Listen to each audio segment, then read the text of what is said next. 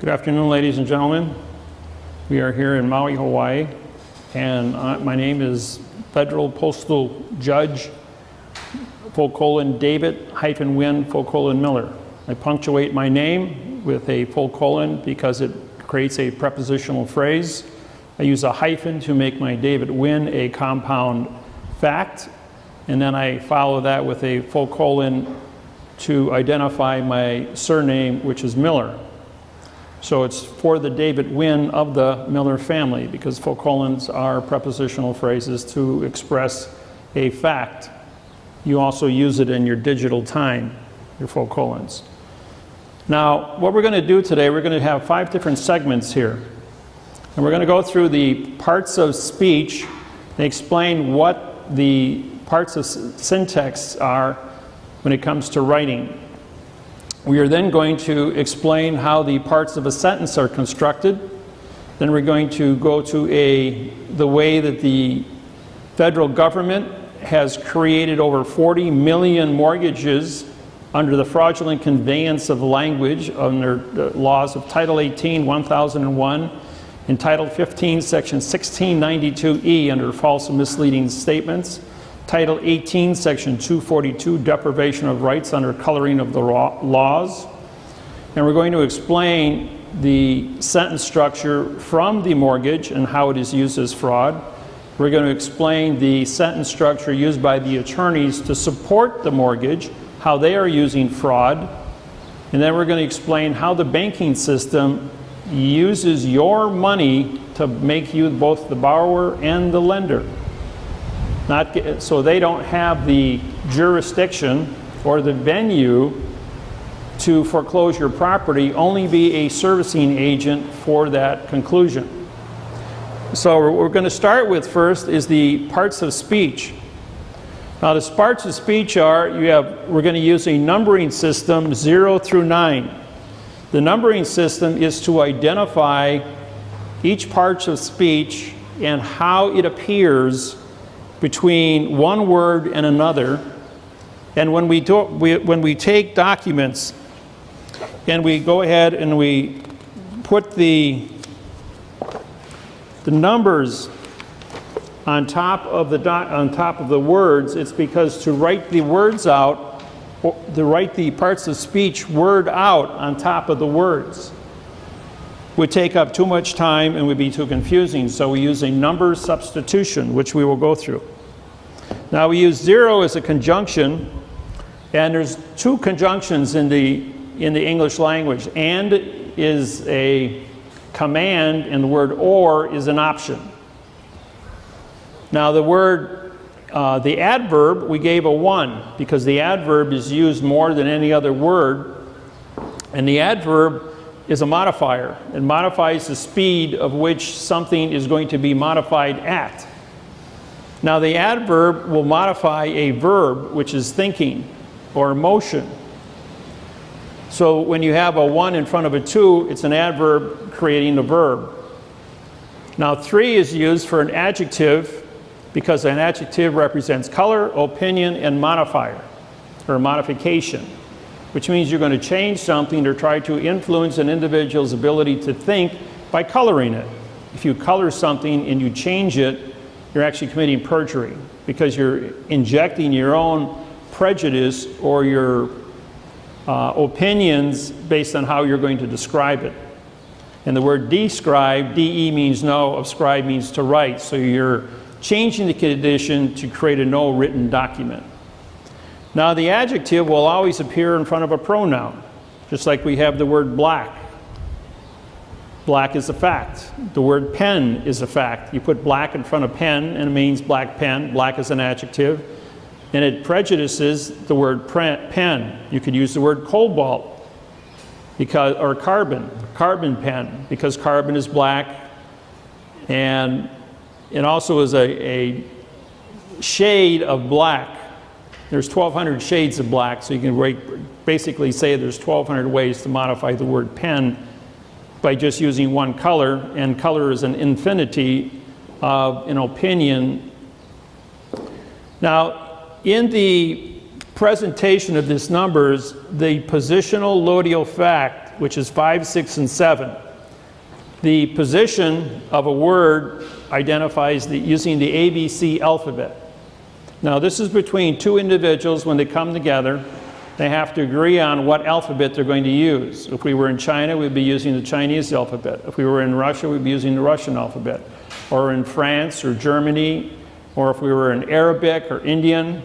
So the communication skills have to be established as to what alphabet you're going to be using.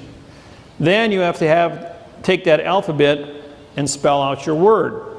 Now if we're going to use the English language, this would be a pen, P-E-N. If we're going to write it in Hawaiian language, it would be called a penny, P-E-N-N-Y. If we're going to use it in Spanish, it would be called a scribola.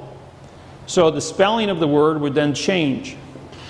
And then we have to give a term to the word spelling and identify what the pen is used for. The pen is used for writing. So we're going to give it a definition that both persons agree upon in order to communicate with each other. Now the position is always followed by a condition of lodio. Now lodio, L-O means location, D-I is original, and A-L is contract. That's called the parse of a word.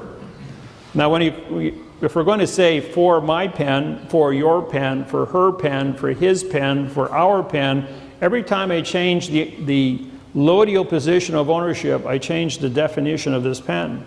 If I say for your pen, for my pen, for her pen, for his pen, I'm changing the preposition, the position, and I'm also changing the ownership. So therefore the fact is going to continue to change.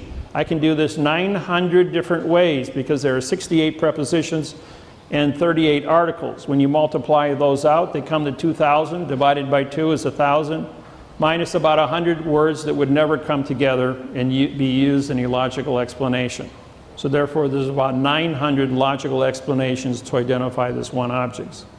When you take two objects using a prepositional phrase and you bring them together, now you have for the black of the pen, or for the pen of the black.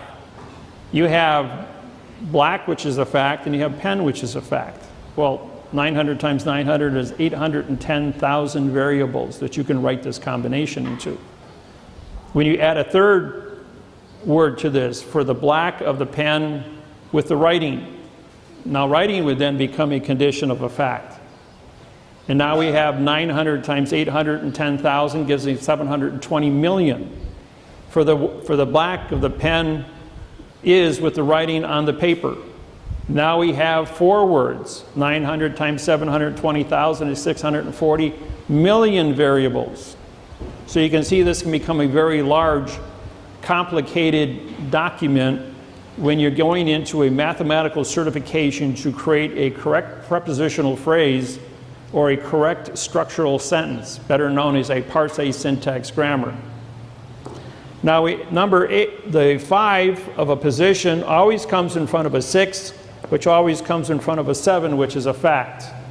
Now, when we went to school, they taught us to use a preposition, pre meaning no position, an article, which is spelled A-R-T, which is a vowel and two consonants, which means no contract.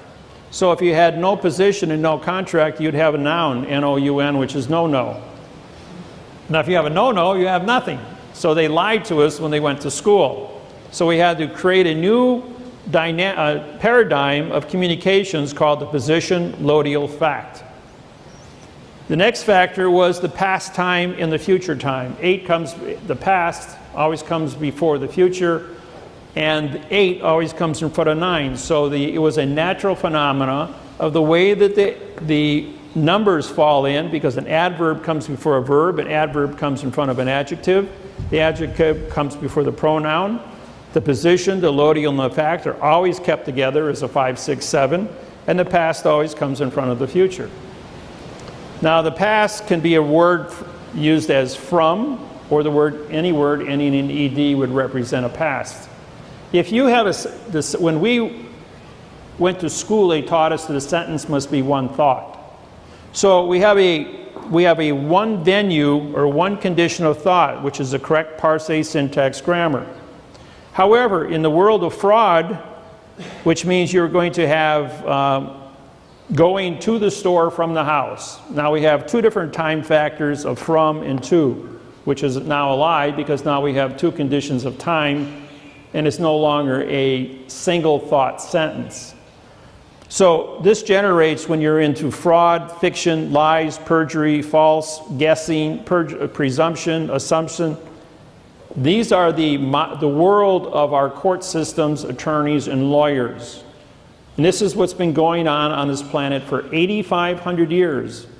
Now on April 6, 1988, the mathematical interface on grammar was perfected by myself, and it was published.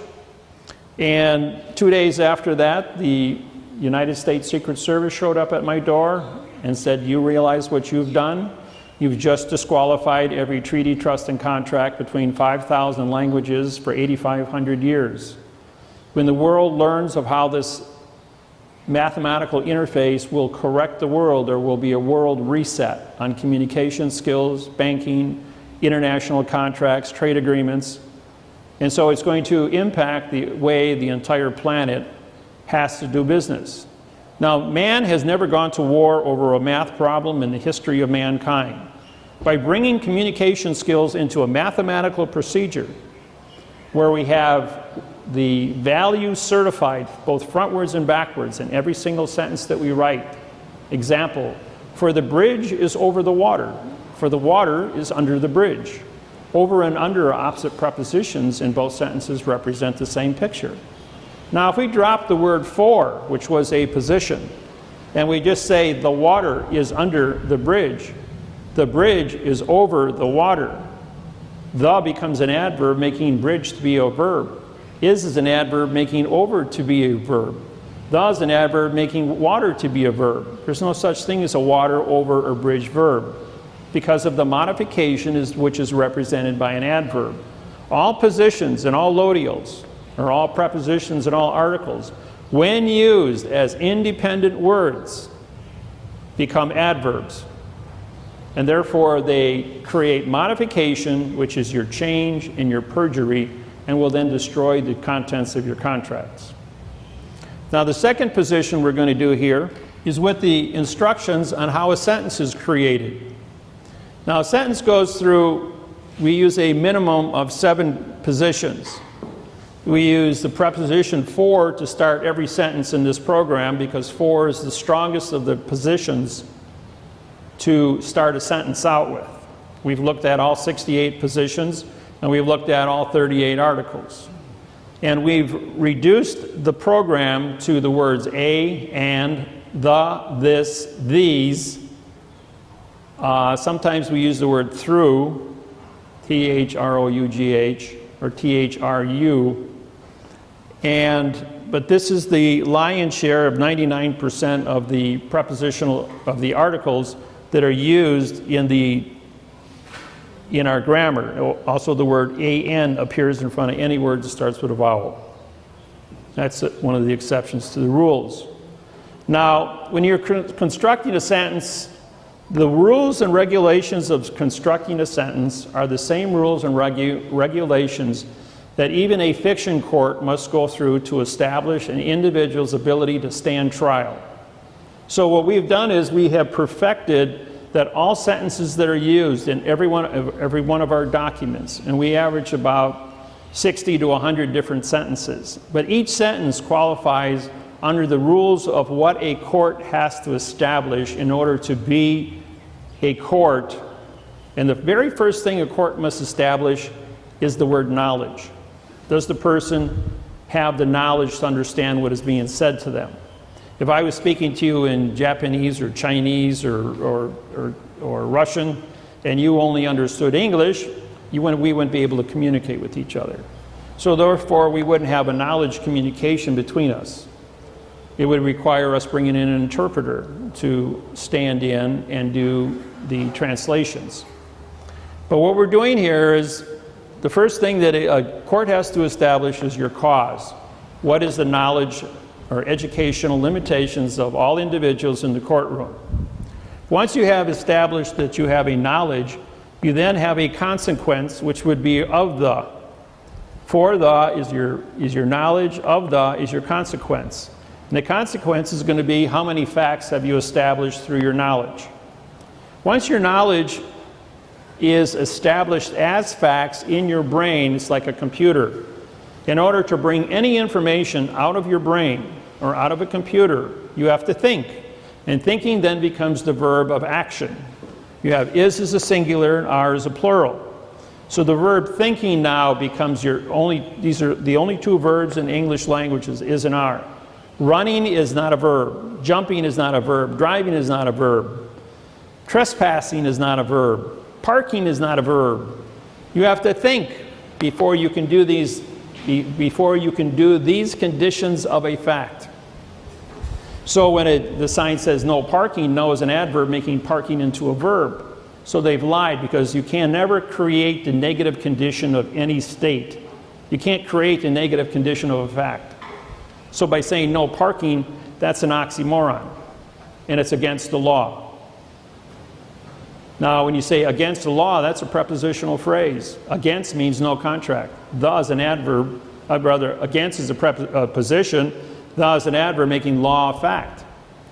So if you're against the fact and you're using no contract or no trespassing, no is an adverb making trespassing a violation of the use of that as a condition of state. It should say, for the trespassing on this land is with the fee of the $5,000, or for the parking of the cars with the fee of the $500. These are performance contracts which are positive. If you have a positive performance contract, you then have the ability to say, I gave you a positive performance, you agreed to trespass, you agreed to perform, and therefore you have a duty through this performance contract. Now, after you establish your thinking capacity to move the fact backed up by the knowledge, you have to create a possessive. With is your position of a possessive. And the possessive is used, we use the word claim because gold miners filed claims. They didn't file mortgages. They didn't ask for permission. When they discovered gold, which starts with the word AU, they have an authority. And so they filed gold claims. Then they had to make a decision on to what the claim is. Is it a positive claim or a negative claim? Did they have a damage, which is negative, or did they have an equity, which is positive? The second part, now that you've established with as a possessive, you now have a contract term using of the. And now you're going to go ahead and take this possessive and you're going to put it into a contract term to define the plus or negative of that contract term. This sentence could be as small as seven words or 7 facts, or as large as a 200-word sentence, which I place in all my documents, just to show that when you're going through a mathematical procedure to get to the conclusion from the beginning of a fact, there is a path that you have to follow. Now, after you have a with of, you go back to another with, which is a possessive of the laws, rules, regulation, codes, duties. And then you have to assign the authorization of the word by. By is the position to give the authorization, the author, the authentic of who created this document, who wrote this sentence. And authorization always runs backwards. So the last word in the sentence becomes the authority. Now, if I read this sentence backwards, by would become for, and of would become with, and with would become of, because those are the opposite prepositions, just like over, under, in, out, through, around. So if I read this for and authority of the laws, rules, regulations, and codes, now I can go back up, pick up my verb is or are, with the contract terms of the possessive claim, with the consequential facts by the cause or the claimant's knowledge. In this case, we would have a claimant who would be the individual who would have the knowledge. So reading the sentence both frontwards and backwards has the same volition and the same sense as it did frontwards, and that's how you can certify. that the sentence was written correctly in the first place. And what we do is, if you do grafting, now the easiest way to learn how to do sentence structure is to graft it by taking all your positions and isolating those. See, now I have all the positions. Now I have the same lodio throughout. The only exception here is and, because we're in front of a vowel. But if this is going to be the, then it's going to be gender neutral. If it's this, it'll be specific first person. If it's these, it'll be specific plural. So as you're using, you can use the word a, which is also specific plural, specific singular. You say for a cause of a consequence is with a possessive of the contract with a law by an authority.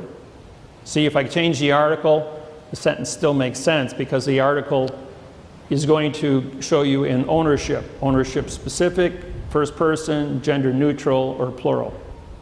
But your prepositions are going to be the correct way by which this is mathematically certified. Now, my computer that I use to write these documents has, I guess you could say, artificial intelligence, because it has learned through all the thousands of contracts that have gone through it, that if I use the wrong preposition or I put two withs together, two ofs together, I'll get a red line, a green line, or a blue line under my prepositional phrase telling me that's not the standard by which you have established in this computer. And I'll have to go back and look at it a second time.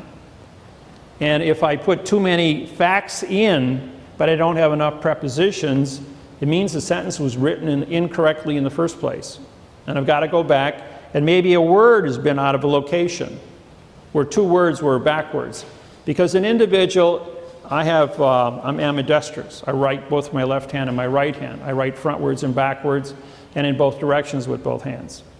So my ability to see things backwards as well as frontwards simultaneously, if I'm moving too fast, I might put two words inadvertently in the wrong place, and when I read it back, or I read the sentence backwards to check the math to see if it was done in the correct format, going forward, it now shows me that I did something wrong, and I've got to go back and reread it.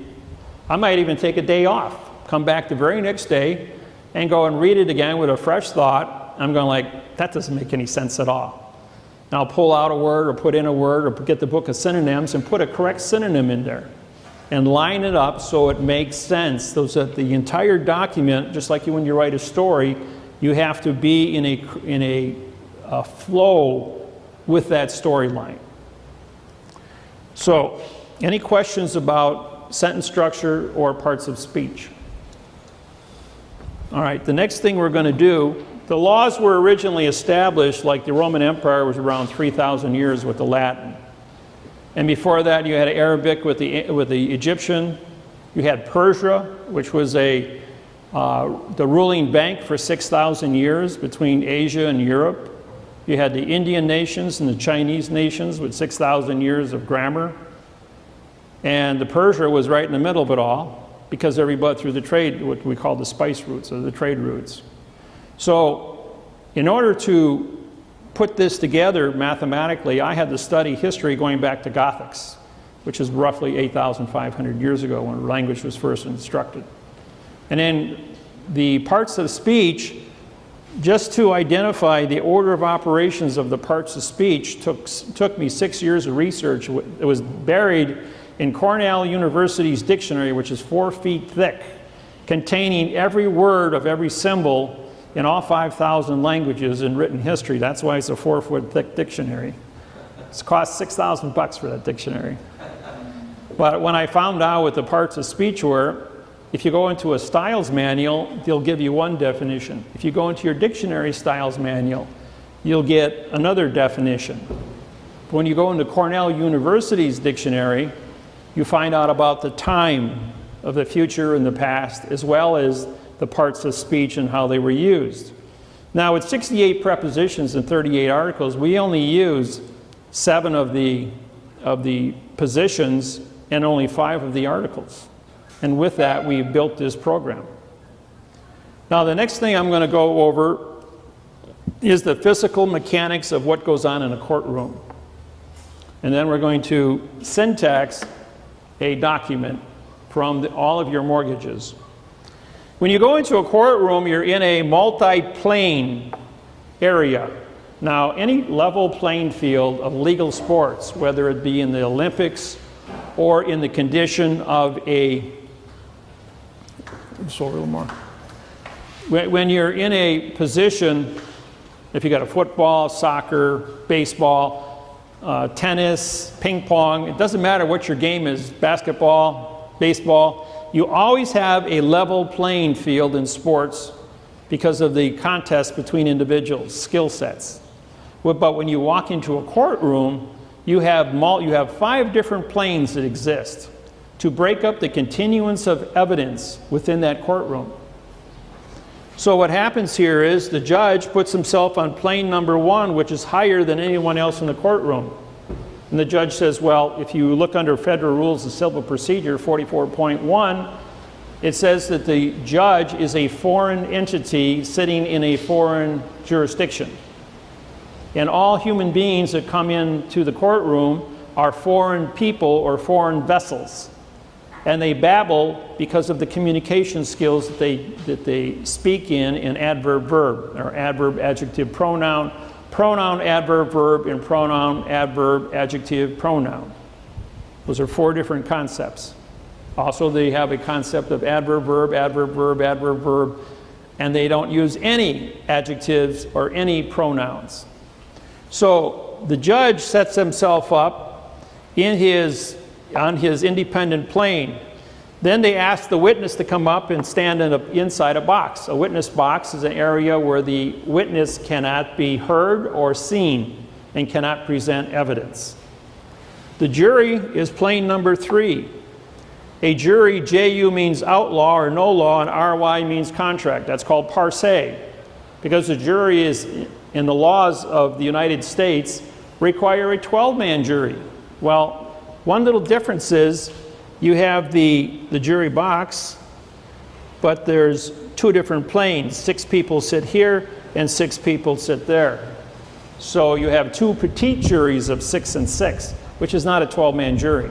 And they put it in a box, and if you look up the word jury box in Black's Law Dictionary, it says, an area where people cannot see witnesses or hear evidence. So again, we're dealing with trickery, deception, and illusions. The clerk of the court is the individual that files evidence, puts stamps on documents, signs her name or his name across the stamp, as the postmaster, the banker, and the clerk of the court. So who is the judge? Well, when you look at judges, it says see bankers and see postmasters. When you look at postmasters, it says see judges and bankers. So who runs the court? The clerk of the court runs the court, and the actor sits on the stage of the highest position. When you go into a theater, which you have your theater seating, which goes up, and then you have a stage. And an actor stands on the stage because the actor is on a contract. But the continuance of evidence between the actor and the people sitting in different levels of the theater are broken, so that there is no insult between what is acting and what is viewing. Now the actor, ACT, is a vowel and 2 consonants, which means no contract. So there's no continuance of evidence between the actor and the audience. The same thing in the courtroom. There's no continuance of evidence between the actor and what is going on in the courtroom. Now, all the grammar that is used in the courtroom between the attorneys, the lawyers, the judge, are all fictitiously conveyed. Because in the world of fiction, 6 plus 6 equals all numbers in the universe, 3 plus 3 equals all numbers in the universe in the world of fiction except 6. In the world of the fact, 3 plus 3 equals 6. And there can be no other conclusion to that statement. But if you say does 2 plus 2 equal 4, TO plus TOO equals FOR. TWO and TOO equals FORE. Did you hear what I said, what I meant when I said what I said, what I meant, what I said?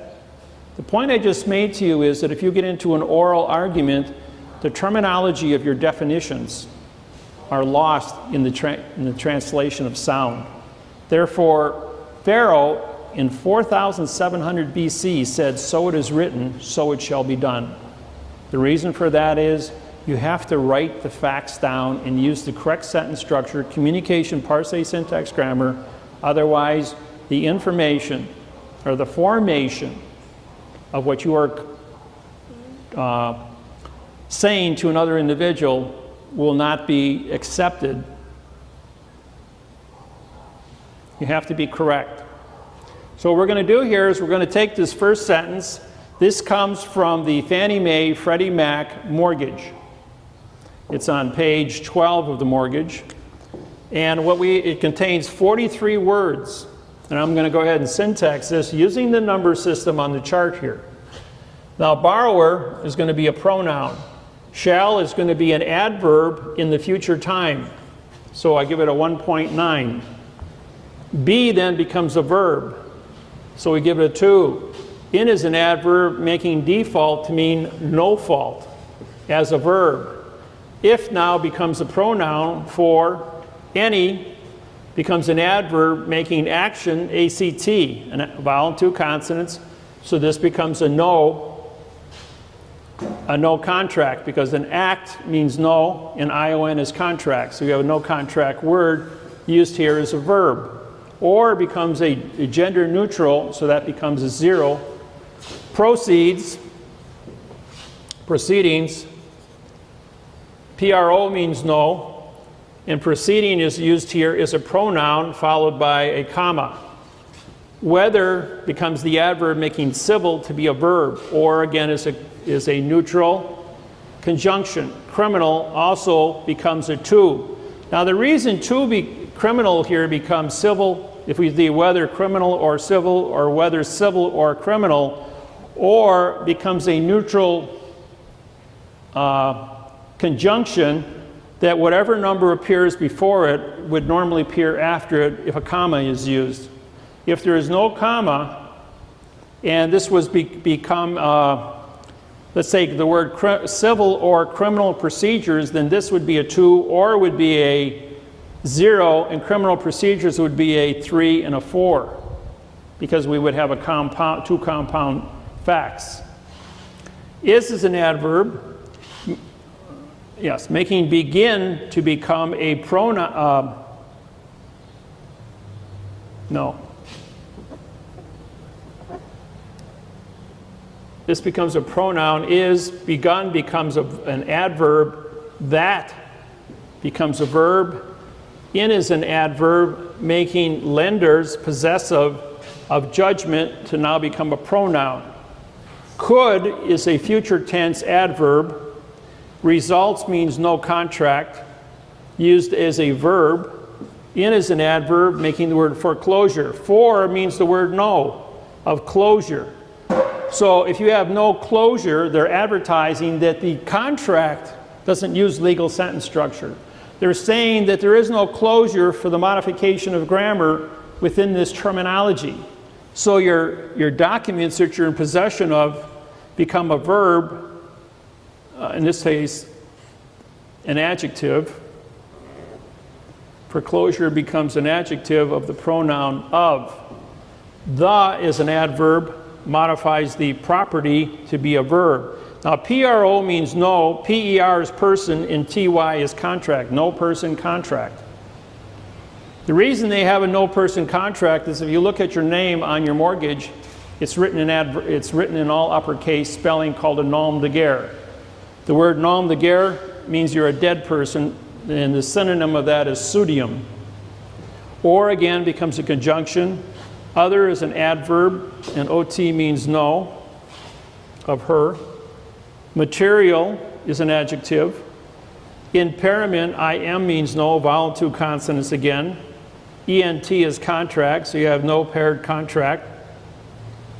That becomes a pronoun, no, no, no. Of is an adverb, making lenders possessive to be a possessive of the adjective interest and the pronoun if. Now interest, in, means no. Ter is terra, and est is contract. So you have no earth contract when you have interest. As a result of our suing the mortgage companies, all the banks in the United States, and over 500 federal lawsuits filed at the Department of Justice and the Securities and Exchange Commission, the new language is to drop the word interest and charge rent on all your borrowed money. Same thing as the Arab worlds do with their money, with the Muslim religion. The word the now becomes a adverb, modifies the word property. Pro is no, per is person, and ty is contract, or is your conjunction. Rights is a pronoun. You have no rights. Now, when it comes to the word rights, I once said to a judge in 1985, I have rights. The judge says, a fox has a right to eat, and a chicken has a right to eat. Enough said about rights. Think about it. The word rights now becomes a pronoun. The word under means no contract. Under is an adverb, modifies the adverb this, and security becomes an adjective of the word instrument. In means no. It's used also as a pronoun. Stru means from the word construction, and ent is contract. So you have no construction contract. Why is that? Well, if it's a no construction contract written in adverb verb or adverb adjective pronoun, you have a color of security. Under now removes it from the plane of level playing field. So we can read this backwards, except for one small detail. There's no facts in the sentence. So where we started off with 43 words, we now have 1, 2, 3, 4, 5, 6, 7, 8, 9, 10, 11, 12, 13, 14, 15, 16, 17, 18, 19, 20, 21, 22, 24, 25, 26, 27, 28, 29, 30, 31, 32, 35, 36, 37, 38, 39, 40, 41, 42, 43.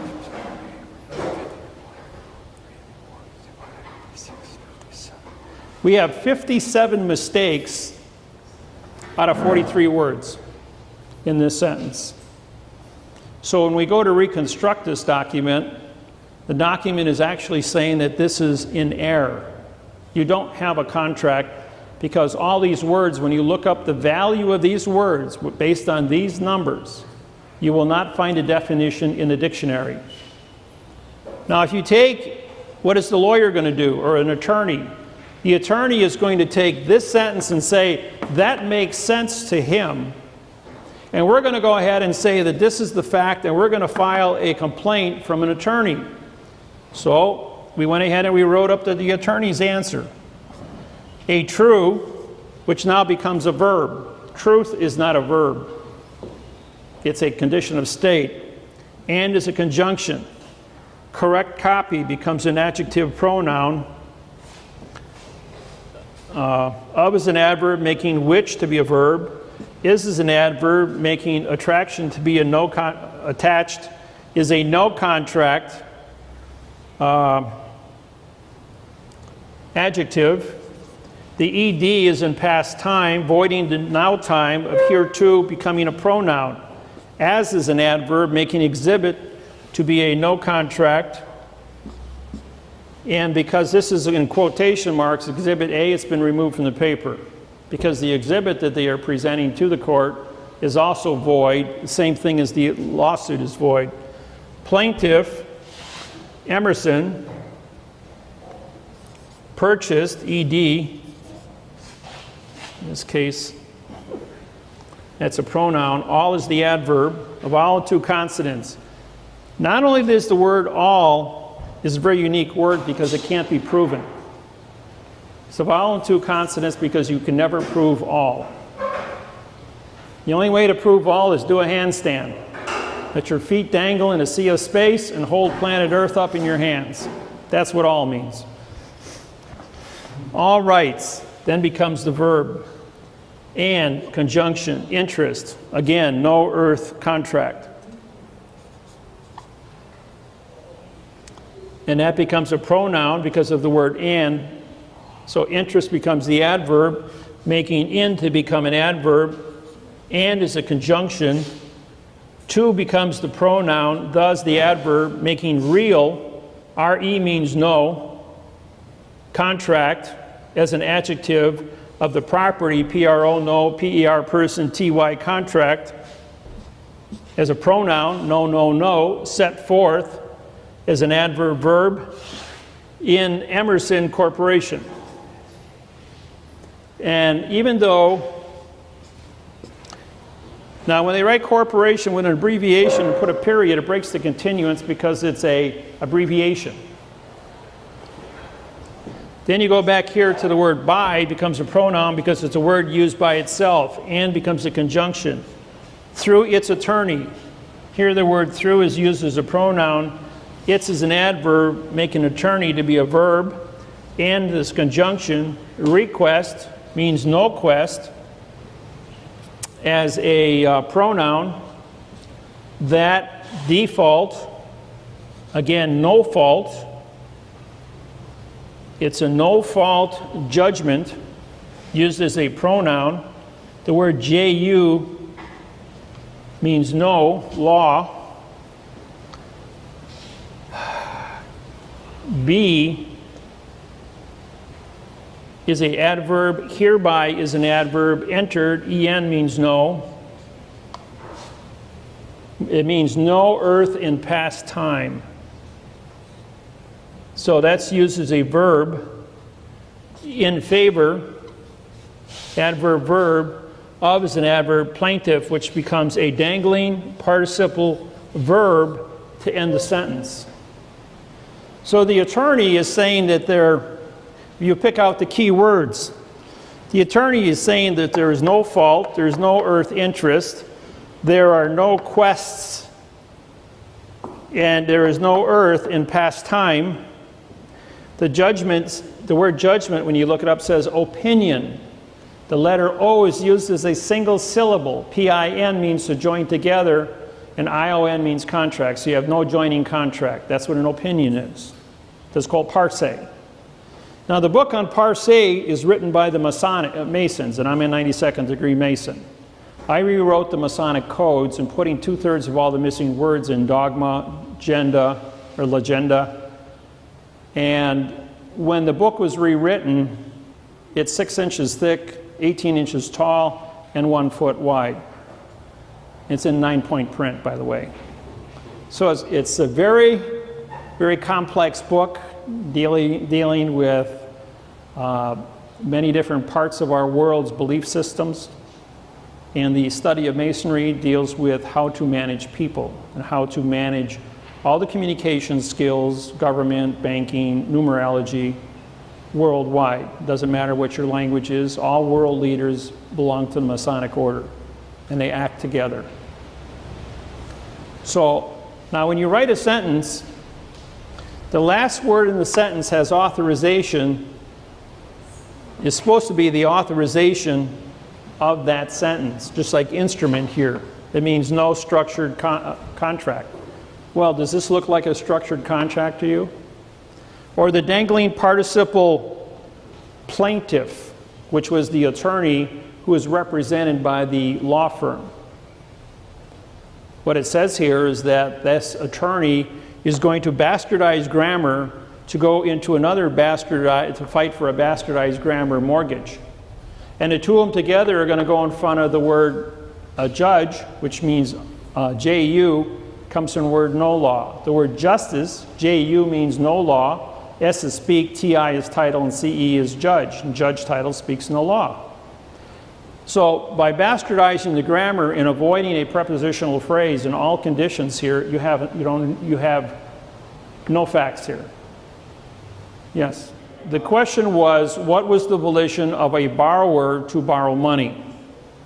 Right? What they don't teach you is that the person they advertise on TV, you're taught by your parents, and we learn from example, to go out and borrow money to buy a home. If you're fortunate enough to pay cash for it, that's another thing. But maybe only one person in 100 actually pays cash for a home. The rest of the world goes out and they borrow the money. And the home is used as the equity to back up the mortgage itself. But a bank is not allowed to lend money from its investors or its depositors. So the bank has to take your mortgage, and when they present you with a mortgage, I'll use this one here. This document here is your Fannie Mae, Freddie Mae mortgage. Now, even though you can't see the ABC alphabet from where you sit, you can see color. Anything that's pink is an adverb, and anything that's green on this paper is a verb. All the words that are not colored are adjective pronouns. So if you're going to modify something, your white is going to be modified and your pink is going to be modified. The green section is going to be your facts used as verbs. You can look at this up close after the fact. And you can see how many times that this document written by Fannie Mae and Freddie Mac has been modified to create a false document.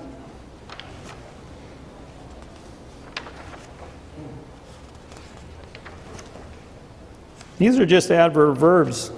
And finally, we just identified the adverbs by just putting the pink on the paper. There's 100 adverbs out of 300 words. Again, 100 adverbs out of 300 words. And then when you get back to your signature, your autograph page in this document, the autograph page only has room for you to sign, not the bank. So it's a unilateral contract. So you go ahead and you sign this false document. And then the bank takes this false document to a treasury window where the person standing at the treasury window hands over to the bank $500,000 so you can buy your house. And they say, well, we got a mortgage here. And the person who is going to hand that bank that mortgage money is a second grade reading level or a fiction level like this. Reading level and doesn't understand what correct parse, syntax, grammar looks like. So they cut a check and give it to the bank. And the bank goes back, and the ABC bank goes ahead and they make a deposit into the ABC account with the $500,000, and now under the laws of fraction banking, because they now have a $500,000 deposit, create $5 million. Then they take that $5 million on day 2, and they write a check for $500,000 and they run it back over under Title 15, Section 1635A of the 3-day rescission law, and they give the money back to the Treasury saying, we canceled the mortgage, we canceled the loan, we're not going to borrow this money from this person's security account, Social Security account. Then they turn around and they go back and they write a note.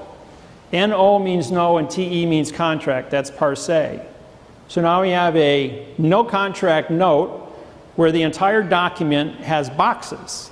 All the numbers are placed in independent boxes. All the written words are placed into another set of boxes.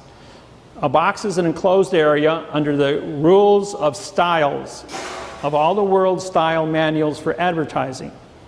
And because the words and the numbers are kept separate by these independent boxes, and the entire document is boxed, and there's only room for one signature. A signature starts with SI, like the word sign is SI, like the word simulation is SI.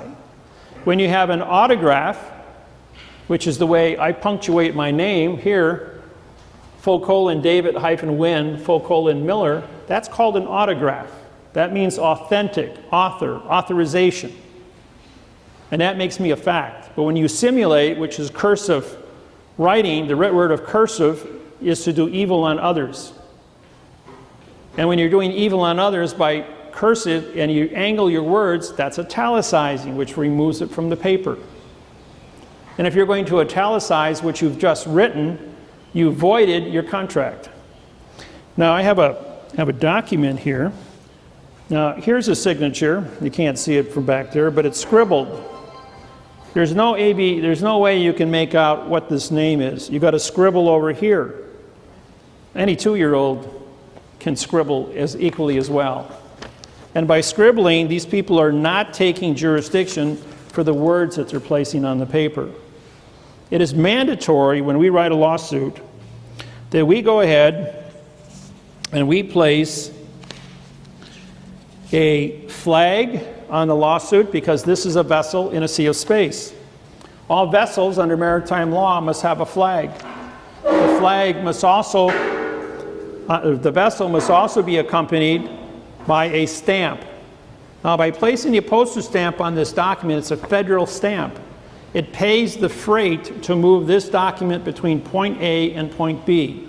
When I sign my name across, autograph my name across this stamp, and my clients autograph their name across this stamp, it makes you the postmaster authorized to transport this vessel from your home to the bank, or from your home to the post office to be sent out. Yes? What's the definition of a stamp? A stamp is a certification from the post office. There's only one postal service on planet Earth, by the way. It's called the Universal Postal Union. The Universal Postal Union is responsible for all vessels on planet Earth. In other words, all 9 billion people. They're responsible for all money on planet Earth and how it is exchanged between 2 countries or between the citizens within those countries. It's a one world order established on the 22nd of October, 1871. That's our modern day. In the past, in Rome, even with Jesus, you had, when a tax man came up to him, he says, "Give unto Caesar what is Caesar, give unto God what is God's." What face is on Caesar's coin? So if you're going to use Caesar's coin for the value, and his military is going to protect the value of that coin for what it is, then pay Caesar his taxes to guarantee the value of it. If you go out to a tropical island in the South Pacific, they use coral beads. Some places they use different types of stone. They had to have different types of exchange that were set up by their kings within their community, because they were a closed community. They had to measure value so that there was fairness between how much work an individual did and for trade within the community. People figure it out, believe it or not. When you get them together, they will figure out some form of an exchange system. The stamp is the exchange system to move freight between point A and point B, and like this is a vessel in a sea of space, it has to be transported. Now, to make this a valid document, you have to autograph the back of it, just like you autograph your checks when you go down to the bank. The clerk, you hand them your check, which is your vessel. She stamps it paid. She hands you money and does banking. You have to endorse the back of it because it's a bill of lading, a vessel coming to the port of the bank. In a courthouse, the vessel comes to the port of the court. The court takes the vessel and it docks the vessel, puts a docket number on it, and now you can call it a document because you paid to dock the vessel. Then there's a service docking fee. In the courts, it's I think $68 here, and in federal court it's $350. And when you go to the Supreme Court of the United States, it's a half a troy ounce of gold. And that's how they regulate what the docking fee is. So it's all about maritime vessels. Now, what exactly is the court? When you walk into a courtroom, this room here is my federal postal court today. We have documents signed, we have stamps on it, and we're explaining to you the mechanics of how this court process functions. The federal postal court can only do grammar. We can only syntax the words on the grammar for the fraud that is perpetrated on them. This becomes the forensic evidence that is necessary. Because when you hand me your mortgage and I have forensic evidence in my hand that a lie has been committed, and this is how many mistakes are taking place in every sentence, and then a lawyer wants to answer back to you and create the same lie, we have a conspiracy here. A conspiracy under Title 18, 1001, which is fictitious conveyance of language, Title 15, Section 1692E, which is false and misleading statements, carries a $25 million fine and 30 years in prison, Title 15, Section 78 FF. Now, because you are depriving or stopping witnesses and evidence from bringing correctness to the court, this is called a deprivation. Under coloring of the law, that's Title 18-242. That carries a 15-year prison sentence and a $15,000 fine. Perjury is a $5,000 fine and 5 years in prison. Fictitious conveyance of language is a 10-year, $10,000 fine. When you take and you deprive someone and reduce them through trickery, through this kind of trickery, it's called racketeering or RICO. Title 18, 1961 carries a 30-year prison sentence and a $1 million fine. And because you send it through this goes through the mail, and the bank is sending you invoices which are fraud as this are through the mail and asking you for money, that's mail fraud. That's Title 18-1341. That carries a $1 million fine and 30 years in prison to extort money through the mail. When you get done with this, you got a 62-year prison sentence and about $32 million total in fines that are going to be accumulated. All based on physical evidence. This is where you got to go out and prove you got a sore back or you got a bent fender on your car. These are written words on a piece of paper as forensic evidence. And these documents get bonded. You don't see a staple here because staple is not a bonding. It's a mechanical device. These are bonded with super glue. So you can glue it, you can stitch it with a sewing machine because the pilferation of the holes are like a fingerprint. Or you can rivet it with brass rivets. In 1998, I sent Janet Reno, Secretary of State Janet Reno, a letter about her false and misleading statements. She sent me back 2 sheets of paper with 6 3/8-inch diameter brass rivets to hold 2 sheets of paper together. She says, you want to talk about maritime bonding? Well, here's maritime bonding. Only person in my entire career, that 34 years, that ever used brass rivets. But it just shows that she understood maritime law. So the bank goes ahead and they take your Social Security money and they lend it to you.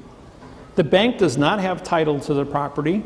They do not have a note because it's been written in modified grammar and all the numbers are boxed. They don't have a contract because it's bastardized, written in fiction language. This is straight lines and curved lines on a piece of paper called ART, A-R-T, which is a vowel and 2 consonants, which means no contract.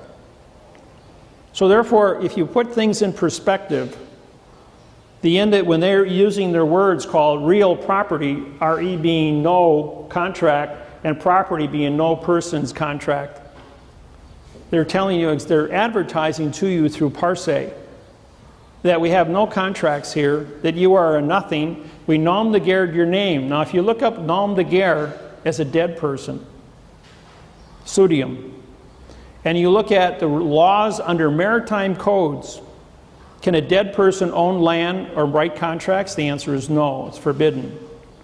So they go ahead and they bastardize the grammar, so there is no contract. And no is an adverb making a negative adverb, which makes contract into a verb fiction.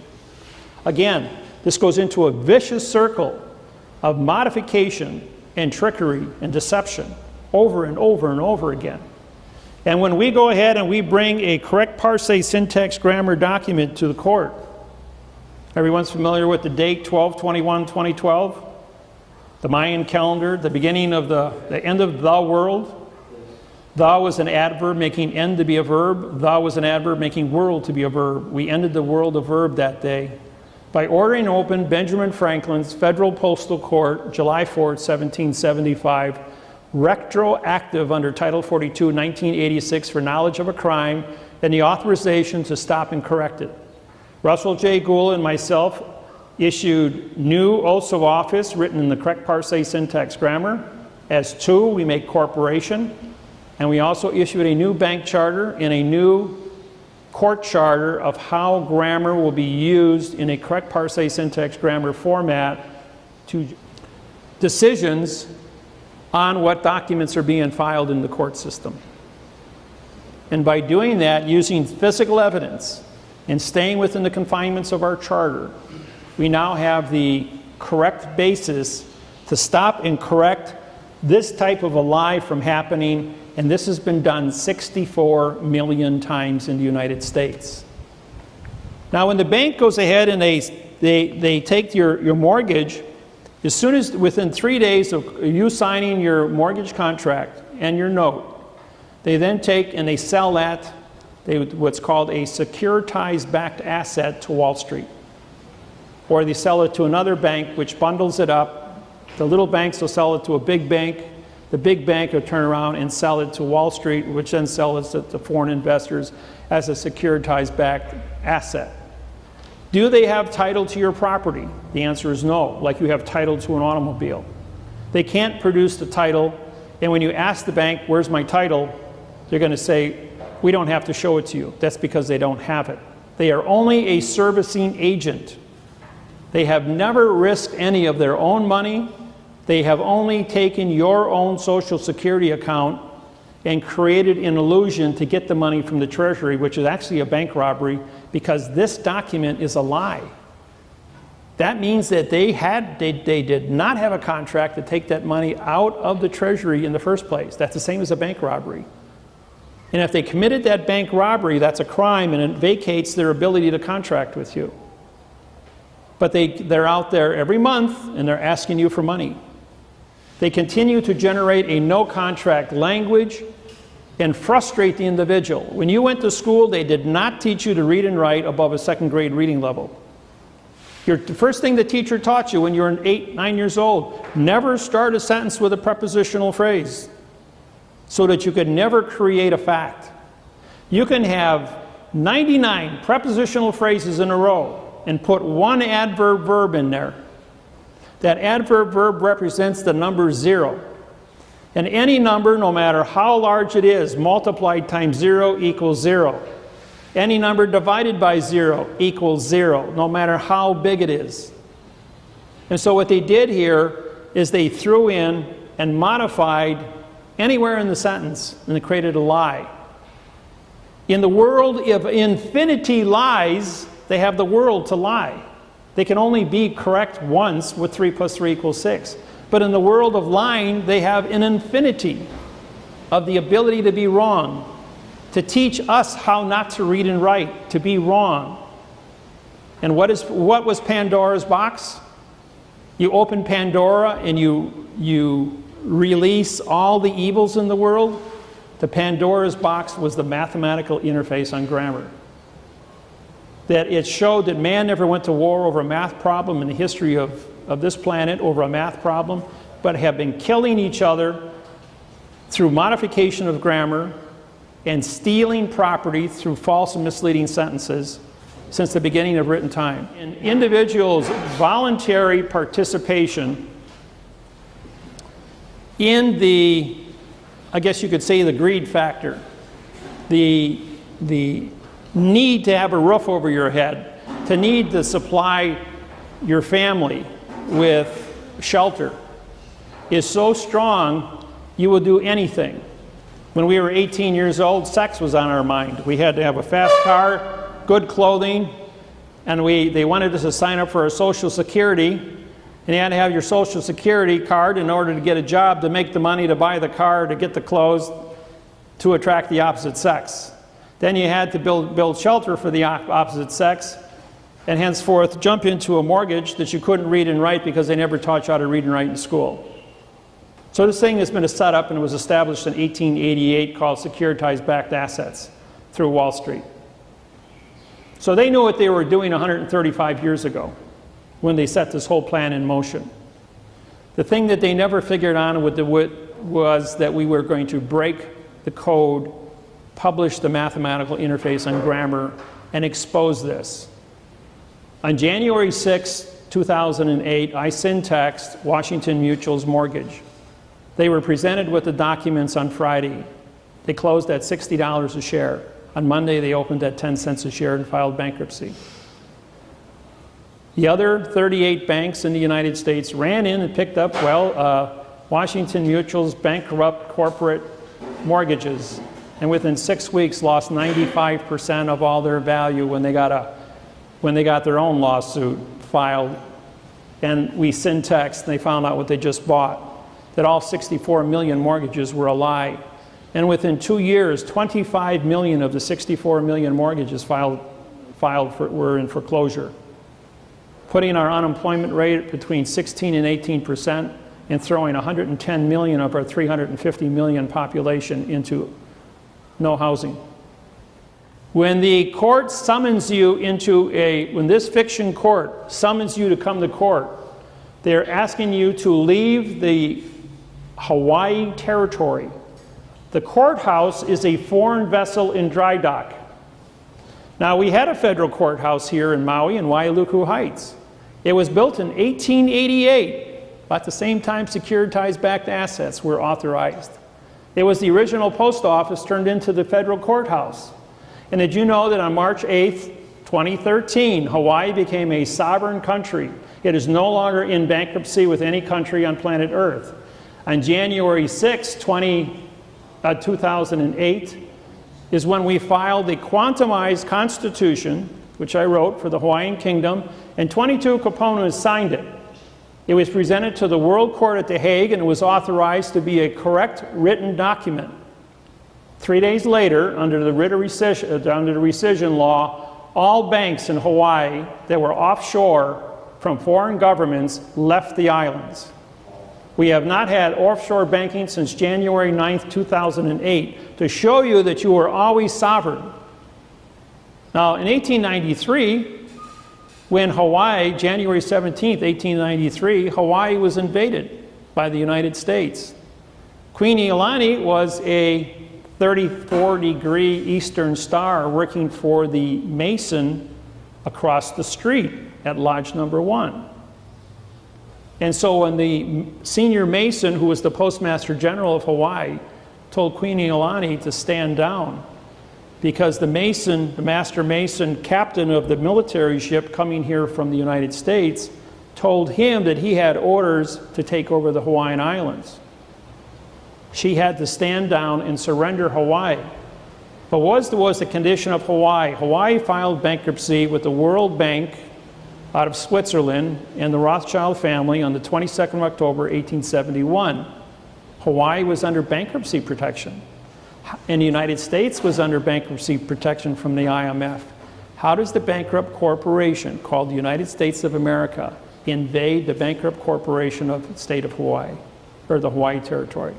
It can't. Totally illegal. Has been illegal the whole time. The United States of America came out of bankruptcy on November 2nd, 1999, and for 1 year under maritime law of salvage, plus a 90-day federal law, did not exist. The United States did not elect a president in 2000. They had to wait 90 days counting ballots. And on February 2nd, 2001, they became the United States of America Corporation. Anybody could have ran for president and been elected as president of the United States. Bush was appointed. But now, the United States is out of bankruptcy, but Hawaii is still in bankruptcy. A sovereign country can't invade a bankrupt corporation. Hawaii should have been vacated on February 2nd, 2000, but they weren't. So there's a lot of international law violations taking place here. A lot of maritime law violations taking place here. And we articulated and wrote contracts to these effects, and we filed them at the World Court at The Hague. In 1997, I was commissioned by the Kapunas to write contracts mathematically certified frontwards and backwards. I'm not allowed to interfere with any religion, customs, policies, only to make sure that the math was correct. And then when we presented and did seminars for the people of Hawaii and showed them how grammar has to be so mathematically perfect that it can't be modified, written frontwards or backwards. It says the same thing. We had to certify as a group with 22 Kapunas, and we all worked together for months to make sure that every sentence that had to be said was said and presented in this Constitution. When it was sent to The Hague only took 5 days. of looking at what was correct and said the Hawaiian people are now correct. They have a constitution that is correct. And therefore, they have their independence. They don't need somebody babysitting them like the United States. Even though we use the United States dollar here, we still have a constitution that says we can read and write, and all the documents that have been filed since those days have been all written in the correct parsing syntax grammar. And we continue to police fraudulent grammar like this and bring it to trial.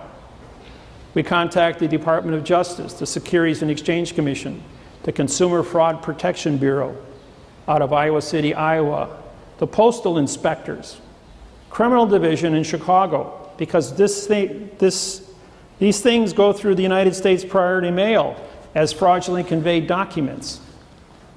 You know what they say? These are not government employees, therefore we don't have any jurisdiction. The least common denominator between all these things is the American flag. The FBI, the CIA, the NSA, the KGB. Yeah, we send stuff to Russia. In 1998, shut down the entire postal service in the United States for 2 years, for 2 whole weeks. Because the Russians came back and said, hey, we got a document here that's written in the correct parsing syntax grammar, translated in the Russian in the correct parsing syntax grammar. In 6 weeks after that, Russia collapsed. The Senate, the Congress, the legislature of Russia were taken over by the KGB, and the Supreme Court were all put under arrest because of false and misleading statements. These documents, when they saw them, changed the entire politics, and the Cold War ended. And Russia became a capitalist country like the US. That was the first one to go down. When the United States government saw this here, the only thing they keep doing is we're asking the criminals to police the criminals. But if you look at their oath of office for all these different divisions, they're written in adverb verb, italicized and placed into a box, which say nothing. So they're not authorized to carry a gun or a badge because of the fictitious conveyance of language that they have perpetrated on the American people. And to make sure that the American people can't read and write, they hire a principal, PRI, no contract individual, to run roughshod over all the teachers of that institution to make sure that they do not teach the students the correct parsing syntax grammar so that when they graduate from school, they can be harvested. Anybody that had a 4.0 student grade point average, you knew that they were lying better than anybody else, or could be brainwashed better than anybody else. And the guy that was flunking, his brain wouldn't accept an adverb verb lie. And that's why 38% of the students quit high school, because they will not accept a lie and they don't want to be brainwashed down that far. So what's happening today is my website, the website is dwmlc.com.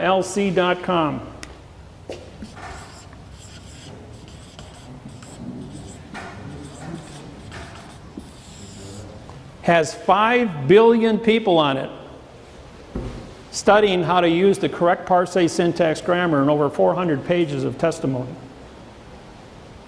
So what we have here is we have corrected, positively identified how we are being cheated. We have the forensic evidence, and we have the court system, the Federal Postal Court, now established so that we can take and bring correctness to our world of contracts. And if you've been listening to the political agendas that are happening and what's going on in the newspapers of Hawaii coming up to our election, it shows that they are fully aware that Hawaii became sovereign on March 8, 2013.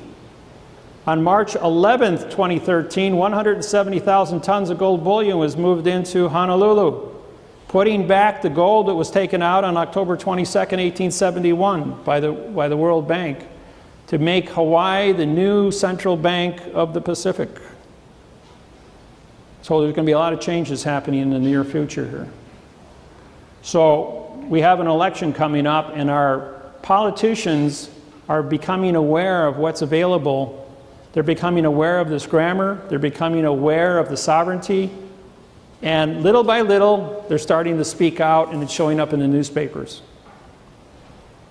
So I think by the time the election rolls around, we'll have enough educated people to stop and correct the wrongs that are going on out here. Stop the foreclosures that have taken place.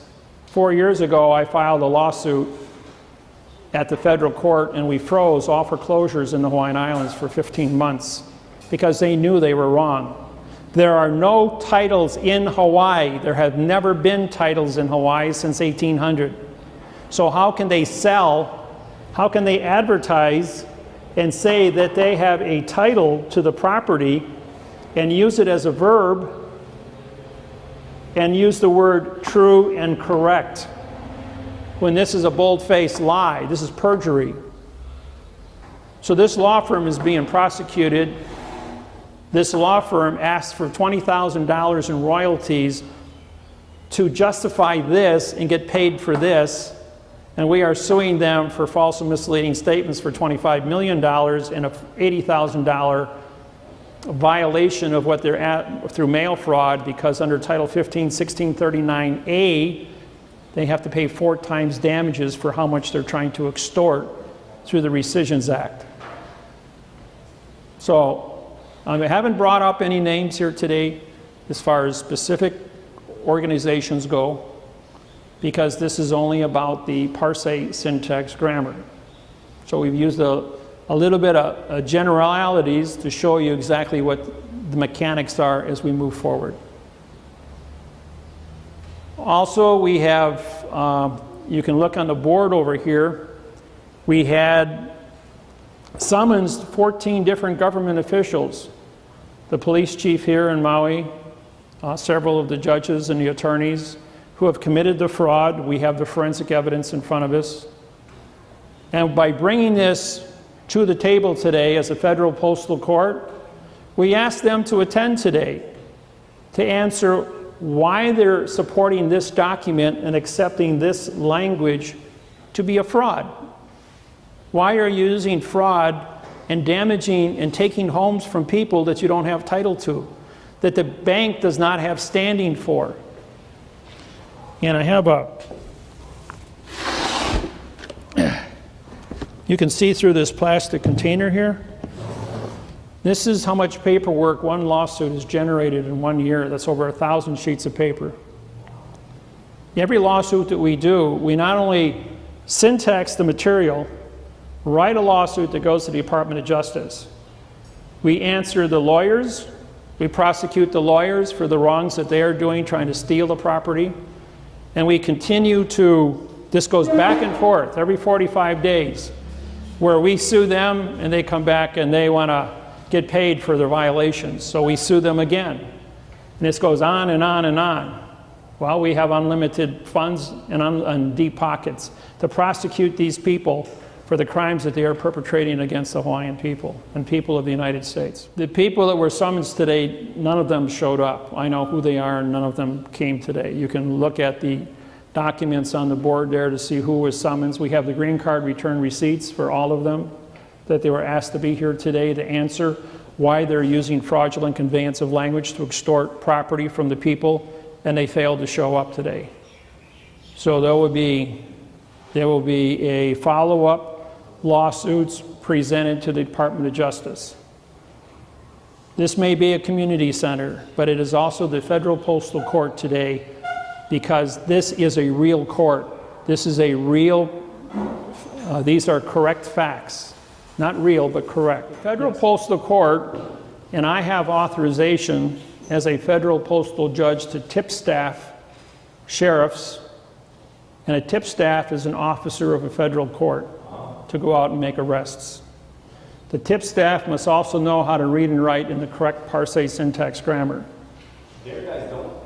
I know they don't. I've already questioned them. They don't even know what the definition of the word tip staff means. And when I went out and I questioned them, they're like deer in a headlight.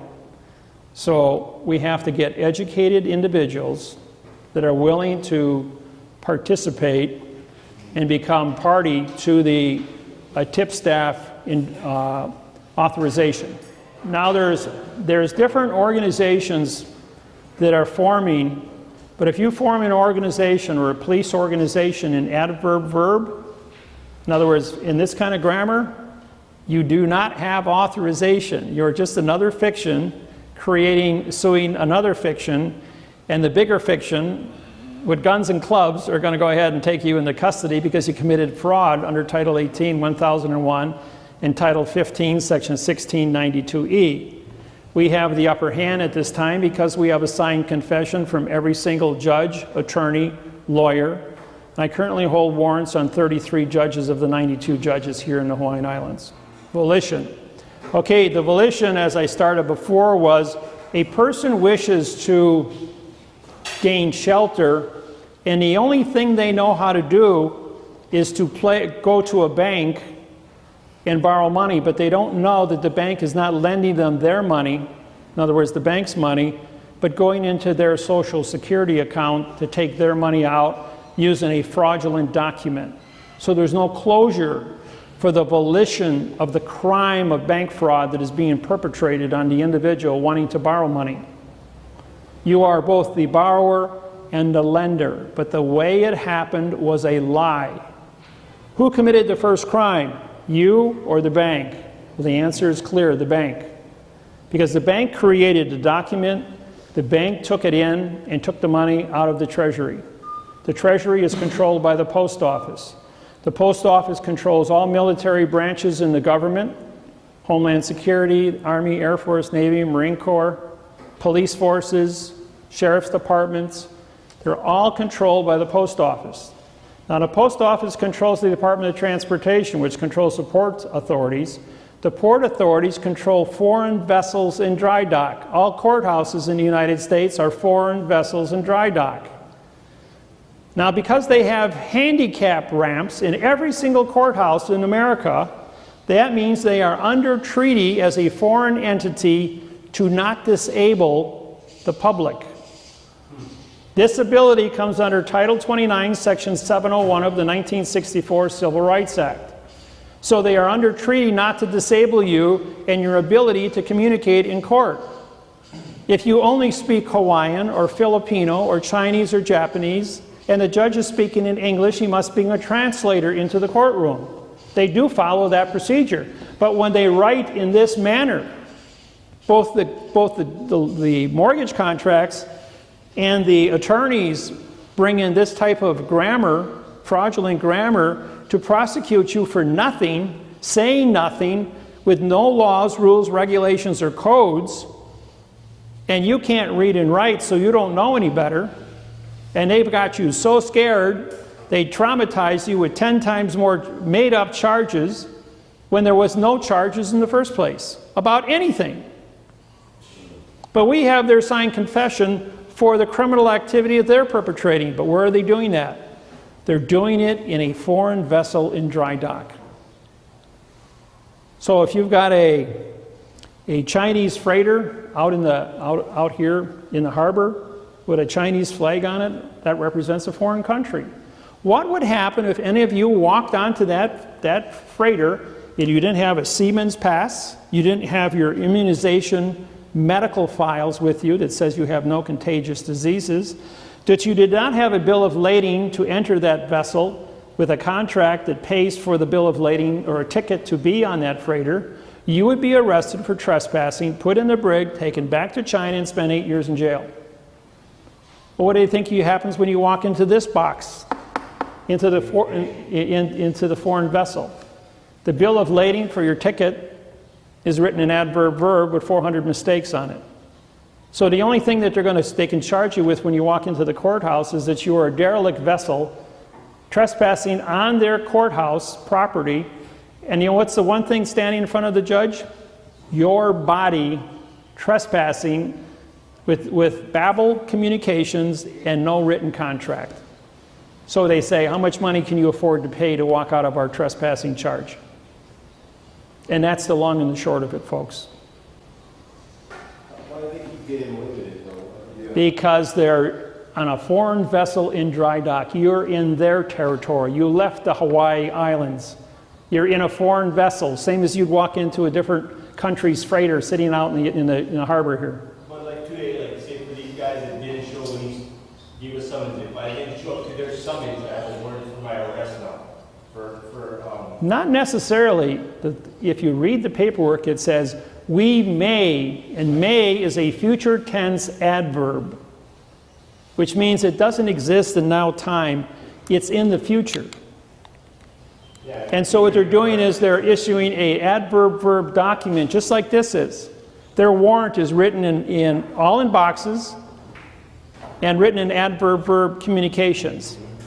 So if you sue the warrant for fraud and misleading statements using a quo warranto complaint written in the correct parse syntax grammar, the court loses jurisdiction while engaged in criminal activity under Title 18, 1001, Title 18, 242, deprivation of rights under color of law, and Title 15, Section 1692E for false and misleading statements. They lose jurisdiction under Title 42, 1988 for committing a crime, and under Title 42, 1986, which is knowledge of the crime, did not stop and correct it. So therefore that makes them all who participated and signed the warrant to be co-conspirators under Title 18, 241 and witness each other under conspiracy, which carries a 10-year, $10,000 fine for each one that would sign and witness. So we have organized crime acting as the police force or as the judiciary here on the island. Because I would have to syntax what has done wrong, write the lawsuit under quo warranto, and then send it to the court to show them the criminal act that they did, send it to the police department, file a claim with the sheriff's department that the court has issued fraudulent documents, and then notify the Department of Justice in Washington, D.C. that organized crime has taken over our courts. Okay?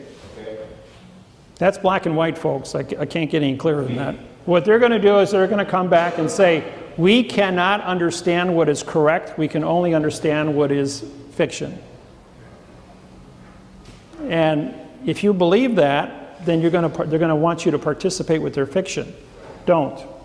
You can continually sue them for the correct parse syntax grammar for the avoidance of perjury. And they can't ask you to commit perjury or join with their perjury because that's a crime. All right? Your volition, folks, when you go to get something, there's a thing called closure. Under maritime law of contracts, you must have closure for the word terms in the documents, for the criminal charges or what the laws are in the documents. In other words, you have to have a dictionary attached to your document. You cannot, if you have abbreviations, they have to identify what the abbreviations mean. It has to be all written out in the correct parse syntax grammar, not adverb verb. So don't think that you are at fault. You have to push them to give you closure on everything they do, or they do not have jurisdiction. And if you syntax any orders or any judgments, the word judgment means opinion. An opinion is not a fact. The word order is O-R-D, a vowel and two consonants. It means no contract. It's written in the same format of no contract language. So if you continually sue them to be correct, they have to vacate. Any other questions? Well, we have a Freddie Mac, Fannie Mae, uniform commercial. So look at the second page in paragraph C and see if they have. C is the lender. C is the lender? Yeah, on this one. And this lender is in bankruptcy and has been out of business since 2005. When you hand me a document, I also go in and I research the history of that lender to see who bought them and how many times they've been traded.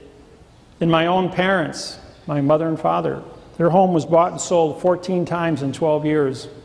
They never knew who actually owned the house. I mean, who they had a mortgage with. And even though they never missed a mortgage payment, according to the fifth person who had bought it and traded 5 times before their payment from number 1 got to number 5, started foreclosure because they never got the money was forwarded to them. Even though they kept selling the mortgage over and over and over again, so they buried it. The point I'm trying to make here is that the document was written 40 million times to be fraud so that they go out and harvest the people. I understand. This was a setup from the get-go. MERS filed bankruptcy in 2002, never paid money, never received money, and never signed a contract. When the Department of Justice went to MERS for bank fraud, they said, for what? We never signed a document. They were using our name, and we're in bankruptcy. We don't have any connection with any of the banks since 2002. They reformulated in Delaware in 2012. But they still have not signed any mortgage contracts. They do not take money or pay money. They have no continuance of evidence to be appointed. That would be like me appointing the cameraman here to sell your house because I appointed him to sell your house even though there's no continuance of evidence. And then he gets to keep the money because I appointed him. That would be completely crazy. Gee, how can you be a nominee on a mortgage? Can't. They can't be the mortgagee for the simple reason they never signed anything. But that would just be another layer of fraud. It's just another layer of fraud that they put on there to confuse a person who doesn't know what's going on. And you went out and you sued MERS, and the judge comes back and says, well, you sued MERS, and they're not here in court today, so we got to continue this, or we can't move forward. The judge fully knows that none of MERS has never existed in the first place. I can stop you right there, because that is written just like this sentence up here. If I syntax that specific law and it has not been corrected in the correct parse, syntax, grammar, and now time, all 4 billion laws written in the United States codes say absolutely nothing. When I presented that to the federal court about 30 years ago, the court came back and said, all the codes in the United States, all 4 billion of them, are only suggestions by which we as judges have to make determinations. And because we are the foreign vessel in dry dock, we get to say that 3 plus 3 equals 7, or 8, or 9, or 20, or anything we want it to be. They just make it up as they go along. And I've been in so many courts where the judge says to me, David, we know who you are. We know that you do syntax. We know you're a federal postal judge, but you're in my vessel now, and I'm the king of my vessel, and I will determine who lives and who dies in my vessel. And I will make any law I want on my vessel. That's what these judges tell me when I walk into the courthouses. And yet, here in Hawaii, when I sit in the courtroom, I've seen 12 felony cases get a $20 court cost and walk out the door just because I'm sitting there. Because they don't want to perform a crime in front of me, because when I walk out the door, I'm just going to go ahead and I'm going to syntax it, I'm going to drop a lawsuit on them, and they're going to look really foolish committing treason against the people. It's not worth it. Question? Where can we learn or start to learn how to harvest? Okay, DWMLC.com has all the mechanics written down in over 400 pages of text. You can also go on the internet, type in David Wynn-Miller videos, and there's over 200 hours of videos from our seminars. I've done 2,500 live seminars, TV, radio, internet broadcasts, live seminars where I come out. We did one, I think it was 4 years ago, over in Waianae. We had 504 people show up at the gym at the high school. And that was when we announced the sovereignty of the Hawaiian Islands, when we found that we broke the code on when Hawaii became, when it all started, when the bankruptcy started. All right, but that's about it, folks, for our court today.